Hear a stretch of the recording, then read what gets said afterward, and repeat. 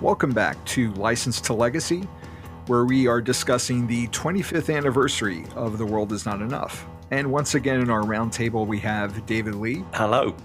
Bill Koenig. Hi, I'm Bill Koenig with the Spy Command. And Kyle Barbeau from Reviews Without Remorse. Hello, how are you? I'm doing well. Thanks for the plug. Yeah. Thank you for coming back and thank you for being on the show. So where last we left off, we were talking about Desmond Llewellyn's contributions to the Bond series as a whole and his legacy as Q. I want to shift now to the writers of this movie, primarily giving credit to Neal Purvis and Robert Wade. What is their impact? This is their first Bond movie that they were involved with and somehow wound up being on every movie since until 2021 at the very least. If I could jump in, I had a chance some years ago to read their first script. And overall, I said this in part one of this recording, that their first draft is a lot closer to the final film than many other first drafts are to Bond films. And clearly they know their Bond stuff, their Fleming stuff in particular. It's very clear reading the first draft, they have a thing about Cuba because their pre-credit sequence takes place in Cuba.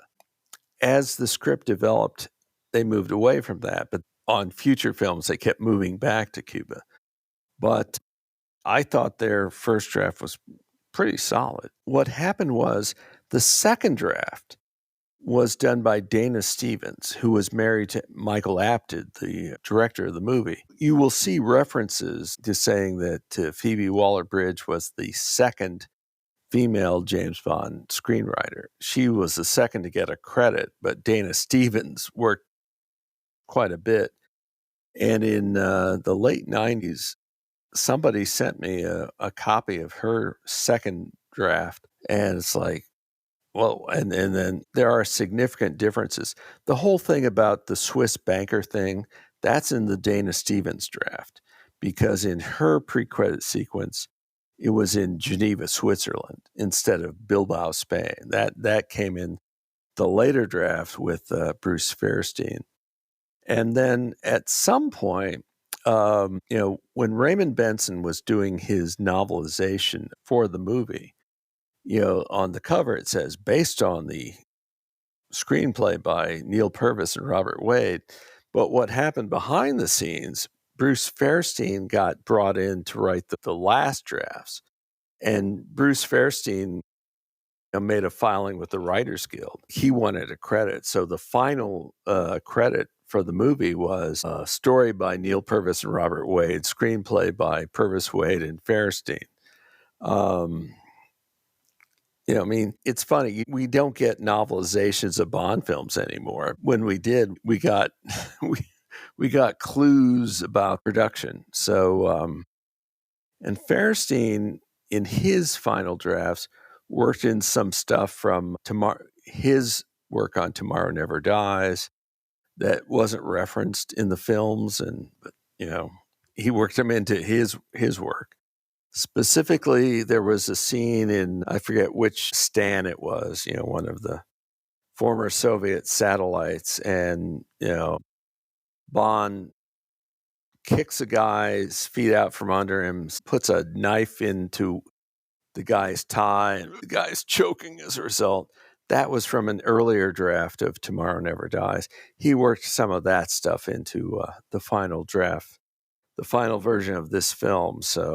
And he also worked in something else from Tomorrow Never Dies, where M says, Bond, big-breasted women and hollowed-out volcano. It's like, well, that ended up in this film. It was even recorded, but then they took it out because they had to tighten things up. It was already a long pre-titled sequence. Yeah, there's some interesting things in the scripts if you can get a copy. Kyle, how do you feel about Purvis and Wade? Do you like all the contributions that they've made to the series, starting with this movie? I really do, and they get a lot of heat for the things that people don't like about the most recent Bond films, and I don't think that is deserved. I think Purvis and Wade are very steeped in Fleming, and they also understand the cinematic Bond and what makes the cinematic Bond really special. I believe that they were very good stewards of the character for the 21st century. I don't know if they will be involved post Amazon, but I think that overall they have done more good than bad for cinematic James Bond. Well, and for the historic record, Richard Maibaum worked on, I think it was 13 James Bond movies. They've worked on 7. So they're set, they are number 2 behind Maibaum in terms of longevity. So just for that, they deserve some mention. David, what are your thoughts to their legacy and their contribution?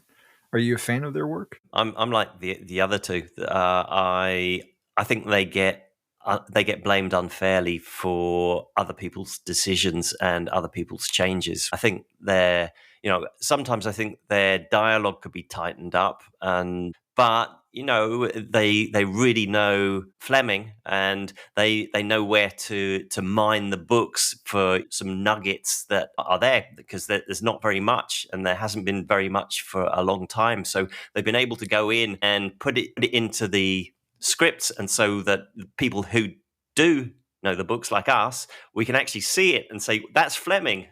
And I think that is something that they need to be acknowledged more for. Yeah. Something like Hildebrand Prints and Rarities. Yeah. I think you could say came from Purvis and Wade.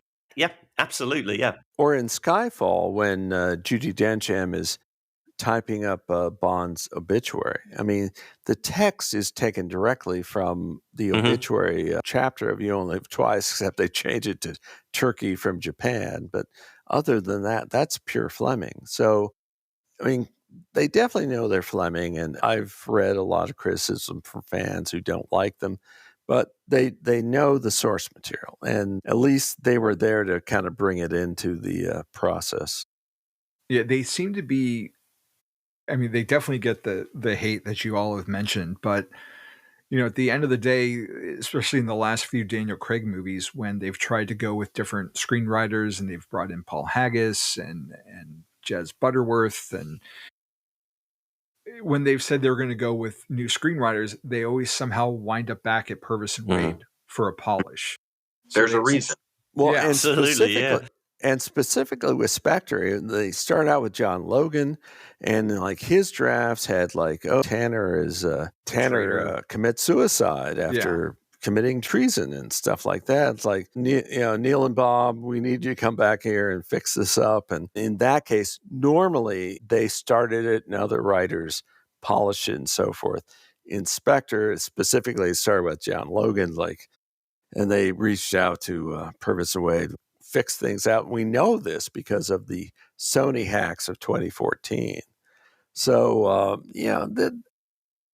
are they unsung heroes? Yeah, you could say that. Again, they knew the Fleming part. And with the recent Amazon deal that was announced, will their successors know the Fleming part? Well, we won't know until it happens. I wouldn't be opposed if they got announced, and I also am not against getting fresh blood in. So, but I do enjoy their contributions that they started, because we do see, and that was part of what they were trying with this movie, is getting more, a peek behind the curtain at who Bond was and making things more emotional.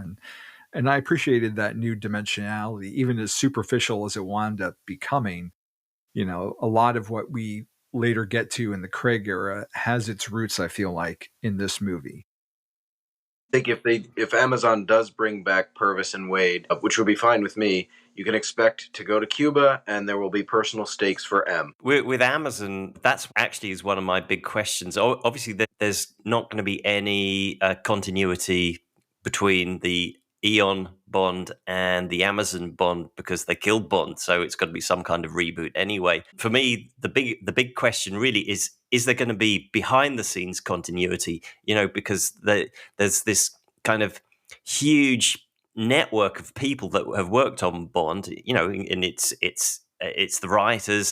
It used to be David Arnold, but it's all the stunt people, the visual effects people, everything at Pinewood. And my question is, Are Amazon going to retain that, or at least some of it, or are they just going to go with their own people? Because I think if they ditch that, the Amazon Bond films are going to feel very different, and I think we might not like that.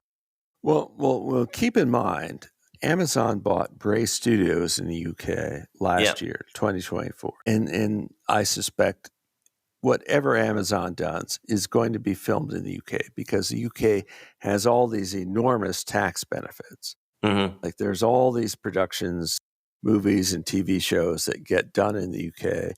Amazon clearly felt they needed to have a production base because remember with Pinewood, Disney leased it for 10 years, starting in 2019. It seemed unlikely that Bond 26 was going to shoot at Pinewood anyway, but that there are all the people around still. If as long as they're free, they don't have to work just at Pinewood, even if they're located there.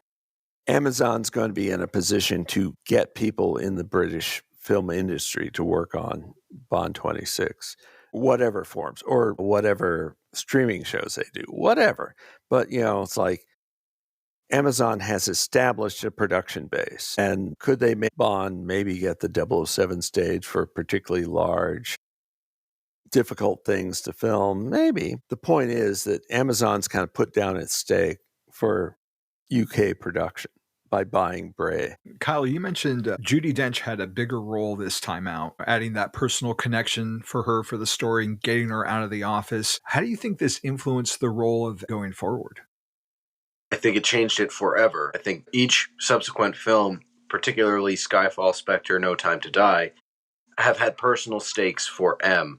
And M has been a little bit more to the story than just, here's a dossier on this evil guy, go kill him. Now M is involved and influencing the plot. That starts with The World Is Not Enough, and it really carries forward throughout the rest of the films. David, do you like Dench's portrayal here and her getting out of the office? I think I'm mixed about it, and that may be because we've had so much of that in the last few films, though, because I think there's been too much of Bond going rogue, and there's been too much of M, and there's been too much of the Scooby bunch, as they're sometimes called. The old Bond films were Bond sees M gives Bond his mission, Bond goes off, and that's it. Probably, maybe you'll have a couple of minutes of M at some point later in the film, but usually not. So really, I'd like to return to that.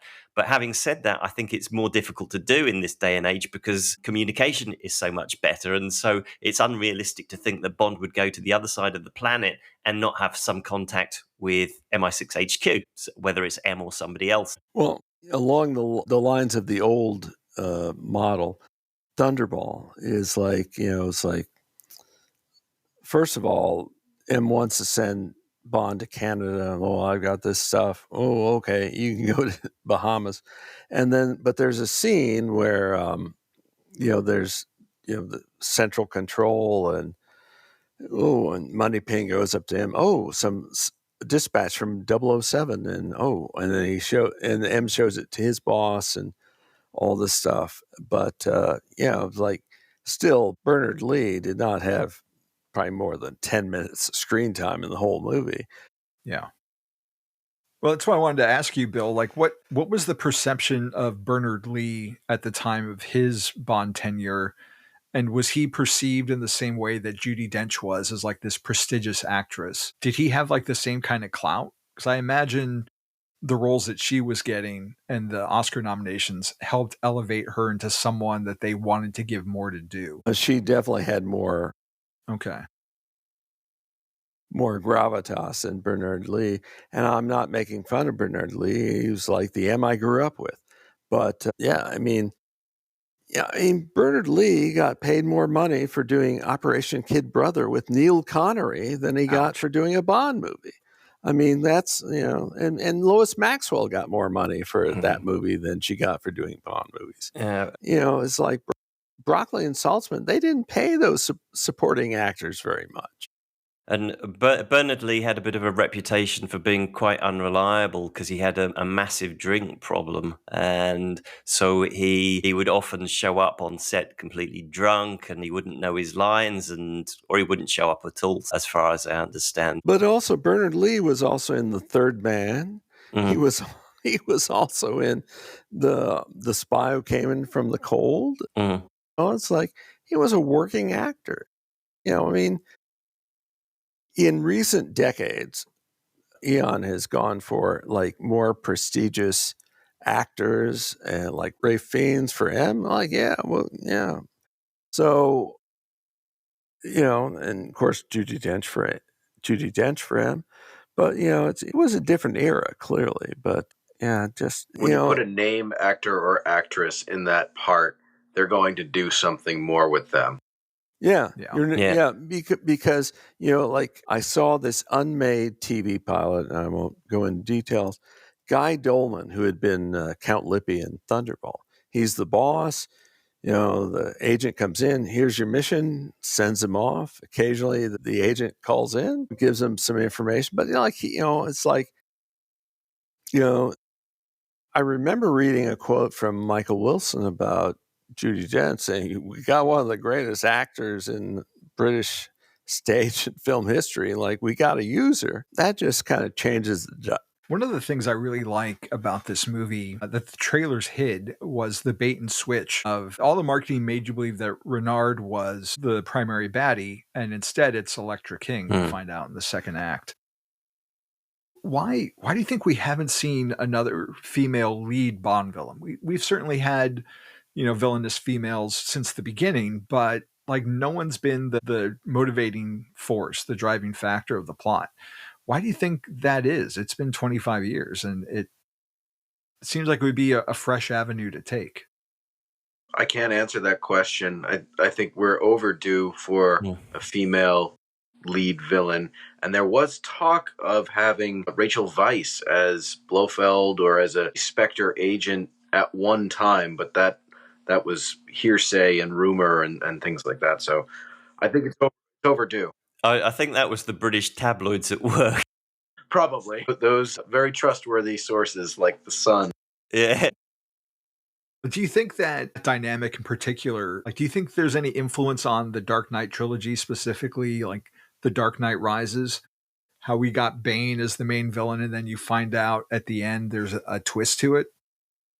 I had not thought of that, but that is a good call out.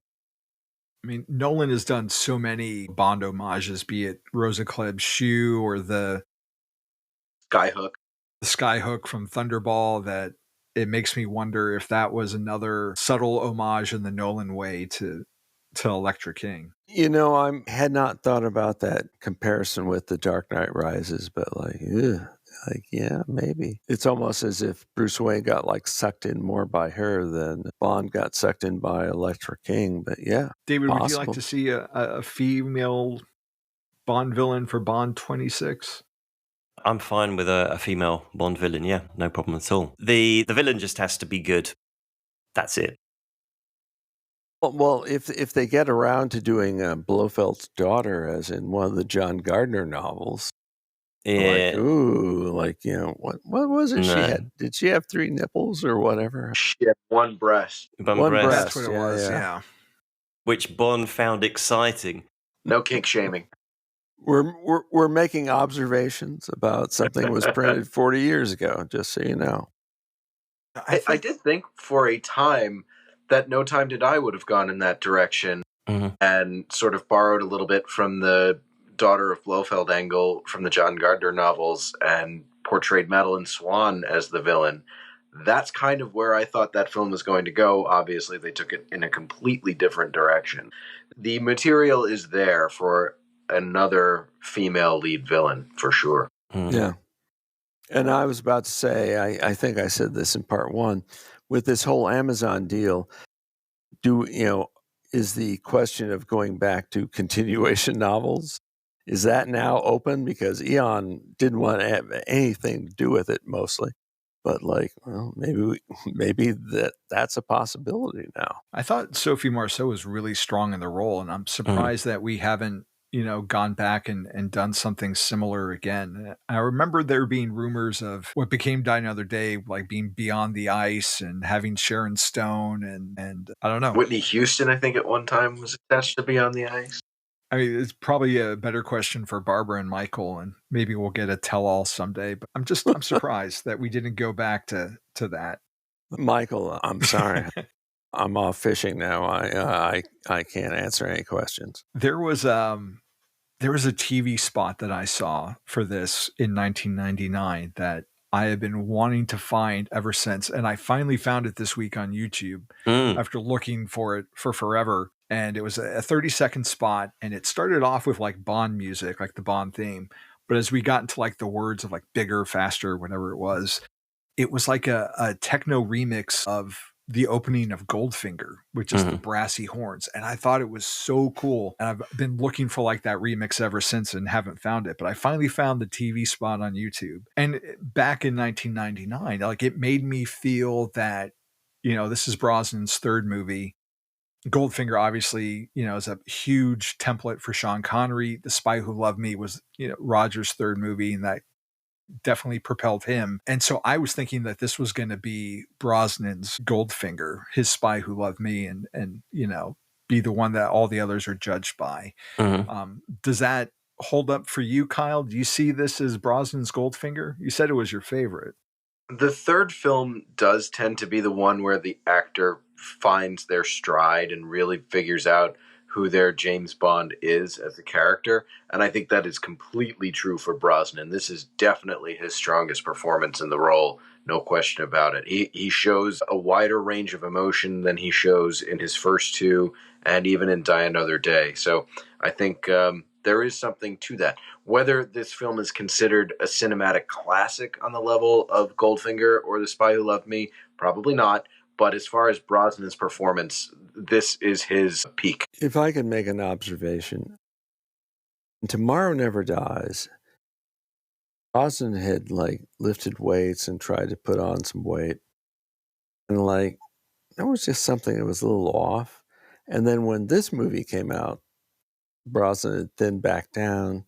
It's like, what, this is what it is. He just, I noticed it in particular after the skiing sequence and, Lecter's up in the bedroom and he goes up and he clearly lost the weight and he looked thin again. And it's like, what, that's Brosnan. That's the Brosnan Bond. Just go with it. And I thought it was a wise decision because I thought when he added 30 pounds of muscle, whatever it was, it just didn't look right. It just wasn't him. So, so I like that. David, is this Brosnan's Goldfinger for you? Or is it more of his Skyfall?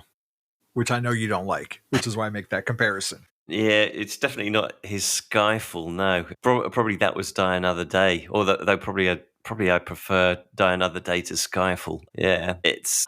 What would I say? It's the Brosnan film that I prefer, so probably yes. That is the right comparison, yes. It's got the best car of Brosnan's films. Out of the BMWs that he had, it was clearly the winner. Yeah, it is surprising that, we didn't get more of that car. I mean, it's not really, I see what the point of it was, but I do like the Z8 a lot.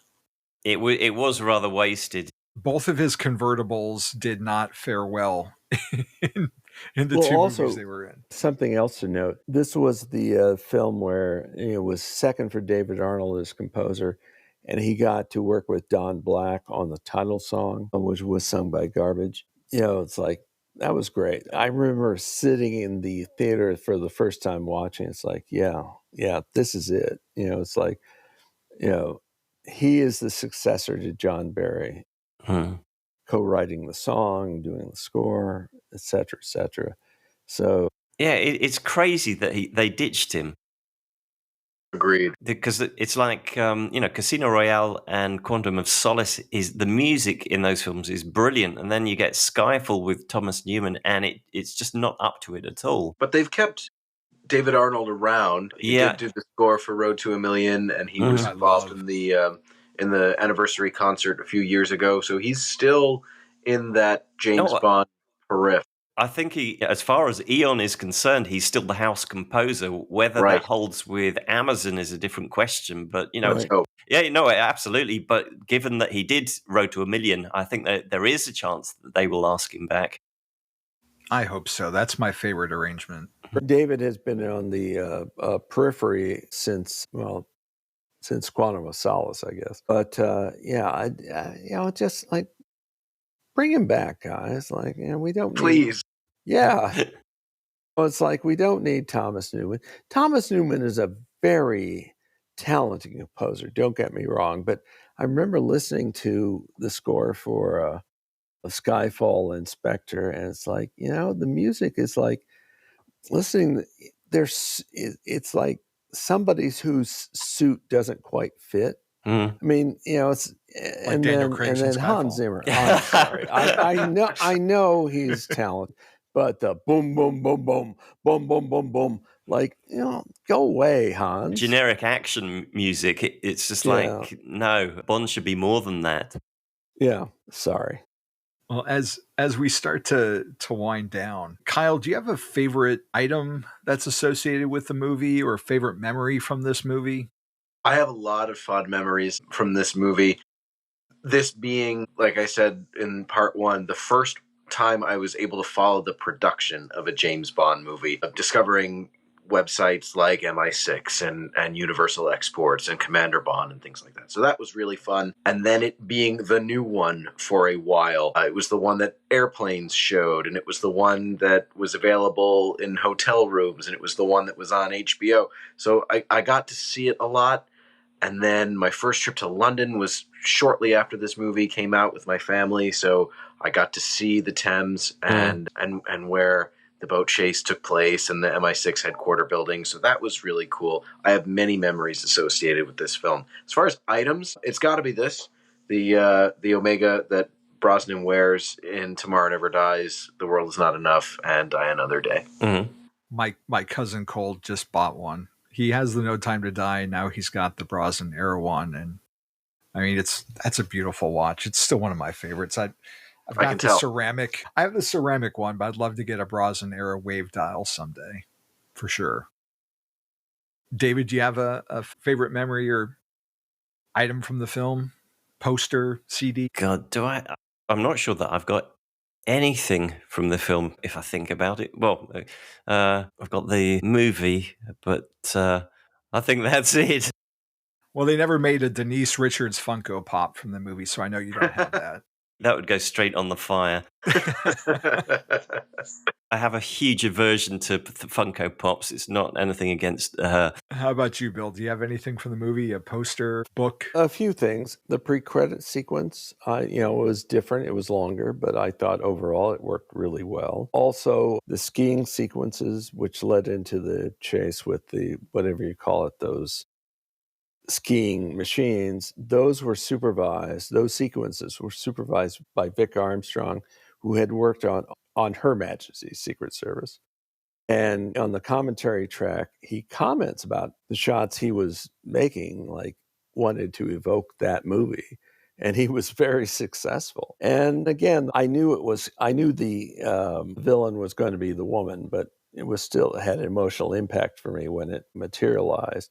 So it's mostly very positive for me. Yeah, I definitely adore this film, and it's not the best Bond movie by any stretch, but it is one of my favorites. And I still need to get one of the Turnbull and Asser ties because I love both of those.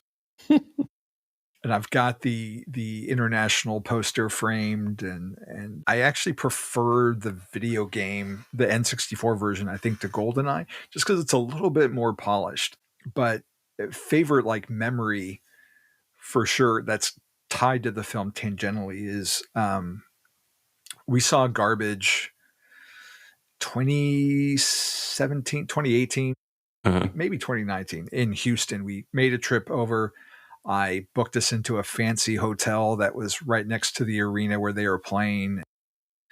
It was kind of like an open floor arrangement. So we were maybe 15 feet from the stage, and to see Shirley Manson when they started playing The World Is Not Enough and be in the middle of a room that was surrounded by people of all ages singing that song as she belted it out, and the stage production with the lights, and it gave me that same feeling of like seeing a Bond trailer for the first time. You know, it was electrifying, and to hear it live, and it was the second time I've seen them perform that song, but being that close to it and surrounded by it. And then the next day we went to the Omega Boutique in Houston, which is the first time I'd ever been there. It just felt like a very Bond weekend.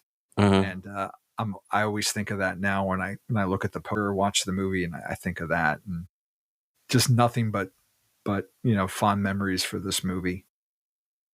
So as we close at this very specific time in history, 25 years later, Amazon just bought the rights from the Broccoli's. What lessons could Bond 26 learn from this movie? If they could take one aspect of this, what would you want to see from it in Bond 26? I mean, I could be cheeky and say cast a James Bond actor who wants to be there. I think that would be one comment I would make. I think just have some fun with it. And get the tone right. And that's one of the things that The World Is Not Enough does very, very well. It has an emotional backbone to it, but it's also a lot of fun to watch. And it's a good experience. It's a very positive, uplifting experience watching this movie. I think that that's what they need to take from it. Bill, what do you think? Don't be afraid to stretch it out, at least on the edges, but don't throw out the baby with the bathwater. For the most part, I think this movie does that, between those extremes. I think they definitely stretch things out, especially dramatically. There was a second World Is Not Enough soundtrack that came out, because the first one came out just before the movie debuted, and they couldn't do very much with it, at least past the first half. And then in the following year, they came out with a expanded soundtrack. And they included a interview with David Arnold. And Arnold said that when he was approached, they wanted to do more dramatic stuff. So, this movie is definitely different from GoldenEye. But yeah, I think it had interesting targets it had to do, and they threaded the needle here. And so overall, I like the movie. David? I would say whatever car you put Bond in, you need to make sure that the car is really given time to be shown off, and then don't destroy it. I think that's fair. And afterwards, give it to me. It's a great looking car. Well, real quick, when it comes to cars, I've read some scripts where they say, where they are very specific about the cars, and others where the screenwriter says, we'll have the car whatever we get. They just don't do it. So that's kind of one of the more difficult decisions of the production. This car, the BMW convertible, it's fine. It's snappy. It looks good. It's gray or silver, so it feels Bond just by the color. Yeah. And I'd have to agree with all of you. I think those are all really good points. So in addition to keeping that balance of character and fun and drama and humor, just to have a Bond who, investigates things, who's, they talked about not wanting to get the audience ahead of Bond, but that's why one of the reasons why they moved that Renard scene from the beginning out. But to have Bond be on a mystery, he's not going rogue. He's, discovering things and piecing things together, show his intelligence and show the different facets that the character has. 'Cause I think sometimes people just think of the stereotype, and there are definitely more layers to the character. And I feel like Purvis and Wade and Brosnan, they tried to bring more of that out than just the generic superhero that we saw in Tomorrow Never Dies. So also, Bond pushes M, but is not insubordinate. Right. That's huge. Bond has figured out, okay, there's something you're not telling me. But again, he's not I'm going to go off and rogue. He's pushing, and those scenes are some of the best in the movie. Agreed. They get the tone right. They really do. Kyle, thank you so much for joining us for this 2-part episode. I really appreciate it. Where can people find you? So I am on Instagram at Easy Smiles and Expensive Watches. And as you mentioned at the beginning of this episode, I have just recently joined the Reviews Without Remorse podcast as one of the co-hosts, which is available wherever you get your fine podcasts. And David, where can people find you? Generally, you can find me at my website, at thejamesbonddossier.com, for latest news and views on the world of James Bond, plus the monthly newsletter if you sign up. And Bill? Well, I'm at the Spy Command, which is at hmss.wordpress.com. I am one of the co-hosts with David and Javi for the 007 podcast. I have the Man from U.N.C.L.E. episode guide website. I have the FBI episode website. So I'm here, there, everywhere. But where can't people find you? TikTok. Good question. And I am The Bond Is Not Enough on Instagram, Javi.True on Blue Sky, writing for Batman on Film, YouTubing for Batman on Film, and The Comic Binge. If you haven't already listened, go to season 2 for this show. We interview Neal S. Bulk. He's a music producer who's been behind all these expanded soundtracks that we've been lucky to get over the last decade even. Yeah, we've got a very, very popular episode, that as well. Yeah. But the License to Kill score is it's such a treat to listen to. And if you haven't got it, I think they still have The World Is Not Enough. You know what? And on season 2, I also interviewed Robert Short, a longtime film professional who never worked on a James Bond film, but had experienced James Bond in his life. And unfortunately, it came out the week before the big Amazon announcement. So, but it's kind of gotten buried, but it's never a good worked interview. on a James Bond film, but was on plenty of James Bond sets where he was mistaken for working on a James Bond film. Those are quite a few good stories you got on there, Bill. That was a good episode. But that is going to do it for us this week. Thank you for listening, and the 007 Files will return. Take care. Bye. Thanks, everyone.